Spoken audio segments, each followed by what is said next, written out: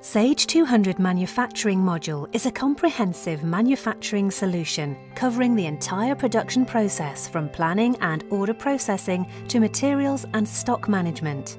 It also contains submodules that perform specific functions such as bill of materials, estimating, production planning, works order processing, shop floor data capture and capacity planning. Together they offer the flexibility to set and control production from end to end in the way that best suits the size, sophistication and growth of your business. Bill of Materials keeps track of costs, processes and products and can facilitate version controls to keep track of any amendments. Estimating prepares estimates for one-off jobs or existing products. It can provide customer quotes that can easily be converted to firm orders. Production planning starts by reading demand, i.e. customer orders, and enables them to be met as efficiently as possible while maintaining lean but sufficient stock levels. Works orders tracks jobs as they move through production.